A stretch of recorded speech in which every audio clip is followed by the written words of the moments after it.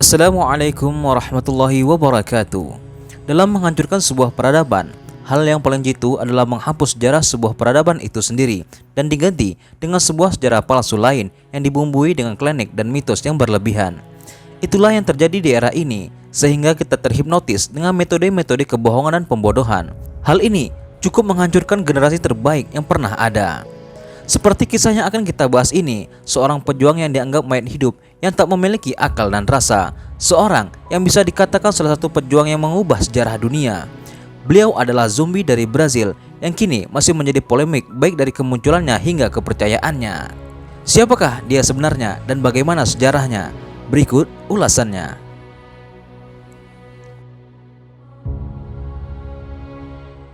Zombie pertama kali dipopulerkan pada tahun 1932 dengan serial White Zombie karya Victor Halperin yang mengadaptasi sebuah budaya kepercayaan Haiti dan 7 wilayah kekuasaan Prancis di Karibia. Menurut sejarah, versi ini mengisahkan tentang sebuah pulau Haiti yang terdapat 2 kejadian aneh.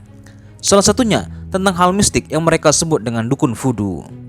Dukun voodoo ini dapat membangkitkan orang yang sudah mati hidup kembali, padahal hanya Allah Subhanahu wa Ta'ala lah yang mampu melakukan hal tersebut.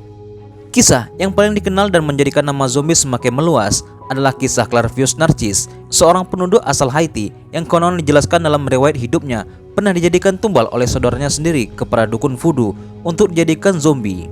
Dijelaskan, ia diberikan ramuan seperti racun ikan buntal, racun katak, dan ada yang menyebutkan serbuk tengkorak yang dapat membuat seorang koma. Setelah itu ia dikuburkan dan dibangkitkan oleh dukun voodoo untuk dijadikan zombie yang akan diperintah oleh majikannya sebagai buruh di kebun tebu. Banyak spekulasi dari sumber sejarah bahwa zombie sangat erat kaitannya dengan Haiti, yakni negara merdeka atas perjuangan orang-orang kulit hitam yang awalnya diangkut dari Afrika untuk dijadikan budak dan dipekerjakan di kebun-kebun tebu, namun berhasil merdeka dari Perancis. Revolusi paling dikenal adalah seorang tokoh yang bernama Duty Boukman, seorang muslim yang memimpin revolusi melawan kolonial Prancis pada tahun 1791. Ia juga dikenal dalam bahasa Inggris Boukman karena terdapat sebuah buku yaitu Al-Quran. Dalam sejarah dijelaskan bahwa Duty Boukman adalah seorang imam Haiti yang merangkum muslim di sana. Terjadi distorsi sejarah di mana para orientalis mengatakan bahwa Duty Boukman melakukan ritual di hutan dengan penyembelihan babi yang disertai dengan upacara-upacara mistik. Namun, hal ini dibantah oleh orang-orang Haiti sendiri. Seperti yang kami kutip dari The Maiden, bahwa upacara itu terjadi pada 14 Agustus 1791 yang diadakan di hutan dan bertepatan dengan Hari Raya Idul Adha. Upacara yang dimaksud adalah khutbah dan sesembelihan, bukanlah seekor babi, melainkan adalah seekor domba. Dari sini muncul kata voodoo yang sebenarnya adalah wudhu dalam persiapan ibadah. Tidak heran jika ada muslim di negeri itu, karena Haiti terletak di benua Amerika yang diklaim oleh Barat ditemukan pertama kali oleh Columbus. Padahal sebelum Columbus tiba di benua tersebut, sudah ada penduduk yang beragama muslim. Oleh karena itu, banyak spekulasi bahwa zombie berasal dari bahasa Afrika, zumbi, yang berarti mayat, sedangkan dalam bahasa Kongo Zambi yang berarti jiwa orang yang sudah tiada. Namun, nama zombie mulai melejit sejak Amerika mulai menguasai negeri Haiti pada tahun 1925. Mereka mengklaim hanya ingin mengubah cara pandang orang-orang Haiti dari nuansa primitif ke modern. Namun anehnya, orang-orang Amerika lah yang membawa pulang pemahaman zombie ini dan mengisahkan hal-hal yang seolah-olah tidak masuk ke akal manusia. Sehingga muncullah film pertama yang berjudul White Zombie, ditambah majalah-majalah picisan pada tahun 1920 dan 1930 banyak membuat dongeng-dongeng tentang mayat hidup yang penuh dendam serta akan menyerang manusia di sekitar mereka. Selanjutnya, versi kedua yang bisa dikatakan sebagai pembanding dan tentu sebuah realita nyata dari sebuah perjuangan rakyat Brazil dalam mengusir penjajah Portugis. Dalam perjuangan heroik ini, terseguh sebuah nama yang mungkin sudah kita kenal dan termasuk pahlawan berkulit hitam yang dianggap mampu membawa perubahan di dunia. Dia bernama Zumbi dos Palmeiras. Banyak mengetahui tentang negara satu ini. Brazil yang merupakan negara yang dikenal dengan pencetak generasi sepak bola ini, terlebih salah satu negara yang memiliki patung Yesus terbesar di dunia. Ternyata mempunyai sejarah perjuangan tokoh-tokoh muslim Afrika dalam kemerdekaannya pada tahun 1822 dengan sistem monarki dan menjadi republik pada tahun 1889 Masehi. Dalam sejarah dijelaskan, seorang raja terbesar dan terkaya di dunia, Abu Bakar II, dari kerajaan Mali pada tahun 1311 Masehi, sudah mendarat di benua Amerika. Salah satunya adalah Brazil, 400 tahun sebelum Portugis menginjakkan kaki di negara Samba ini. Para peneliti sejarah menjelaskan, dengan 2.000 kapal dan perlengkapan besar, beliau berangkat dari pantai Gambia dan mendarat di pantai Brazil. Catatan ekspedisi Abu Bakar II ini juga ditulis oleh sejarawan Muslim Al-Umari pada abad 14. Brazil mempunyai titik sejarah tersendiri termasuk perjuangan mereka memerangi penjajah. Salah satunya perjuangan Muslim asal Afrika dalam memperjuangkan hak asasi mereka yang dirampas oleh bangsa Portugis.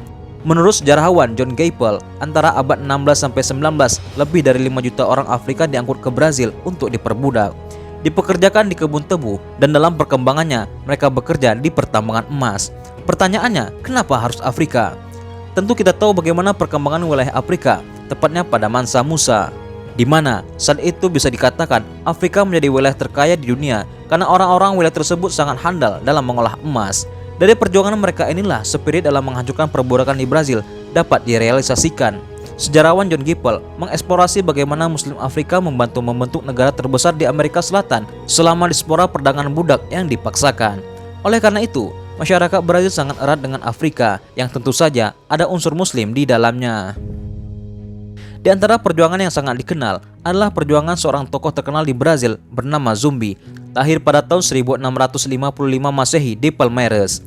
Palmeiras didirikan pada 1605 oleh 40 orang Afrika Tengah yang lari dari perbudakan. Di sini, mereka membentuk pemukiman bebas yang mereka sebut Angola Janga, dan termasuk negara yang kuat dan merdeka hingga dihancurkan oleh Portugis pada tahun 1695. Zumbi termasuk keturunan Afrika Tengah. Zumbi dan saudara-saudaranya dibawa ke Amerika akibat pertempuran yang terjadi di Angola. Portugis berhasil memenangkan pertempuran tersebut dan menawan banyak penjabat-penjabat tinggi, termasuk ibunya Sabina, sampai-sampai dijadikan budak di perkebunan Santa Rita yang kini disebut Timur Laut Brazil. Dan dari sinilah mereka melarikan diri ke Palmeiras. Pada usia 6 tahun, Zumbi ditangkap dan diserahkan kepada pendeta Antoni Melo. Ia dibaptis dan diberi nama Francisco.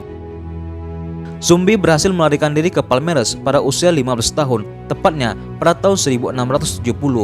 Di usianya yang ke-20 tahun, Zumbi sudah dikenal karena kekuatan fisik dan kecerdasannya dalam strategi pertempuran. Menurut Habib Al-Kandi, dalam bukunya The Illuminating the Blackness, Zumbi mendapat pengetahuan taktik militernya dari seorang yang bernama Karim bin Abdul Ali Saifuddin, seorang Muslim dari Afrika Utara. Dokumen lain disebutkan, Zumbi mendapatkan pengetahuannya dari orang-orang Moor. Orang-orang Moor sendiri merupakan sebutan orang-orang Eropa kepada orang-orang keturunan Arab atau Afrika, dan Moor merupakan Muslim yang tinggal di Andalusia pada abad pertengahan. Namun, dari sini kita dapat menyimpulkan apa agama Zumbi, Muslim atau bukan. Jika menurut sejarah-sejarah yang kita teliti, kami lebih memihak bahwa Zumbi adalah seorang Muslim. Kerajaan Palmeiras ini berakhir pada tahun 1695 ketika pemimpin inspirator Zumbi ditangkap dan dieksekusi. Dari peristiwa inilah terjadi pergolakan lebih hebat lagi, khususnya yang dilakukan oleh Muslim. Salah satunya yang dikenal pada tahun 1835 yang dipimpin oleh orang-orang Afrika Barat Yoruba yang berhasil menyatukan orang-orang Afrika yang diperbudak dan menjadi perlawanan yang signifikan meskipun tidak seperti perlawanan saudara-saudara mereka di Haiti. Perjuangan ini mampu dihancurkan oleh Portugis.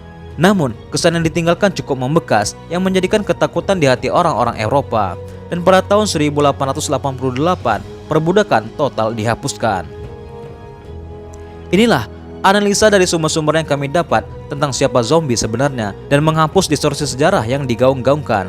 Jadi, kami menyimpulkan bahwa Zumbi adalah rekayasa sejarah yang sengaja diciptakan untuk menghapus sisi perjuangan heroik bangsa kulit hitam yang diperbudak baik di Haiti maupun di Brazil.